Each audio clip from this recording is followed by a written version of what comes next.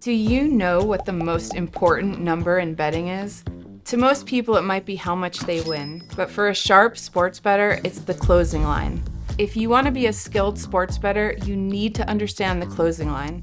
And in this video, I'll show you what it is and 3 ways that you can start using the closing line yourself.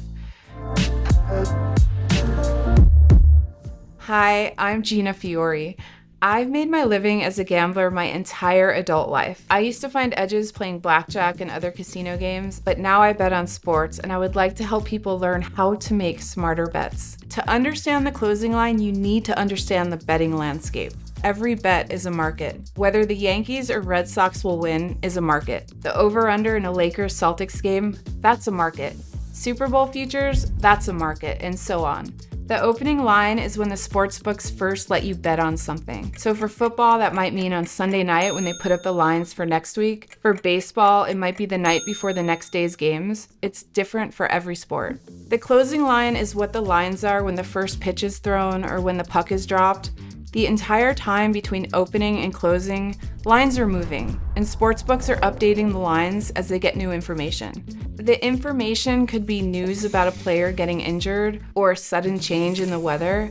It could be information that arrives in the form of wagers from sharp bettors. When sportsbooks know someone who's sharp at basketball starts betting their NBA lines, they take that information and use it to adjust their odds. Books might adjust the lines one way then another, and the back and forth, it keeps going until the start of the game, which means the closing line represents the best and most informed idea of what's going to happen. How likely is it that the Celtics game goes over 231 points? What's the probability of the Yankees beating the Red Sox? And that's incredibly valuable information for 3 reasons. The first, it tells you what to adjust. When you follow line movement from opening to closing, you start to develop an idea of how markets behave. You can start with just one sport or even just one team and keep track of the odds and learn what information corresponds to line moves. Like if you're focusing on NBA spreads, watch how lines change throughout the day and then closer to game time. And think about what's happening when lines move. If you see spreads on favorites shrink when injury information comes out for star players, then maybe you can find an edge with player news. You can technically track all of this by hand, but an odds screen that has line history can be a huge time saver here. Telling you what you should adjust in your process is one part of it, but the closing line also can tell you when to make your adjustments.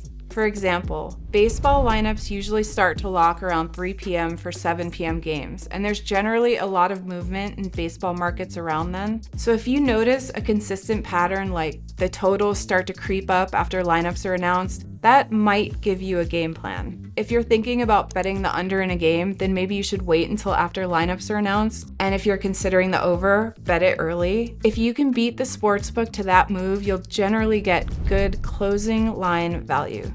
Closing line value, what does that mean? Don't worry, it's not all that complicated. It's actually super easy to understand, and it's our most important use for the closing line.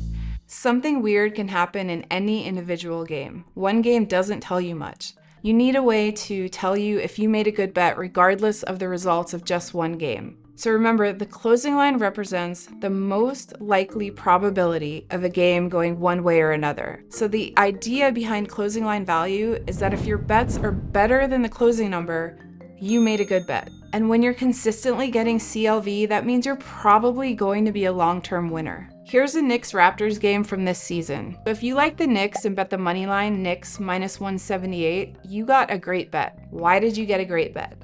Because the closing line was Knicks minus 211. So at minus 178, it means that you're betting the Knicks have a 64% probability of winning the game. After the market absorbed all of the information, it settled on Knicks at minus 211. So the market's best and most informed idea about New York was that they had almost a 68% chance to win. So you bought a 68% probability bet for the price of a 64% probability one. And buying probability at a discount is how you win in the long run.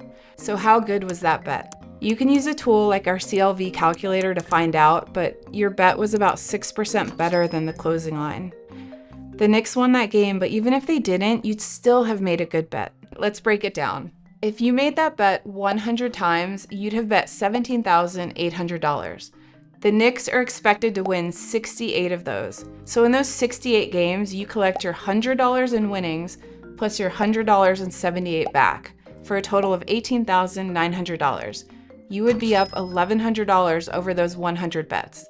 When you're consistently getting CLV, those edges stack up over hundreds of games. And if you're consistently getting beat by the market and you're showing negative CLV, then that tells you that your approach is wrong. It's time to work through your process and see where you can improve. CLV doesn't work for every sport and every situation. It doesn't work for smaller markets like props or some less popular sports, but for the most part, it's a great tool that pro bettors use. Want to know more about how skilled bettors think? Here's professional sports bettor Captain Jack Andrews to tell you more.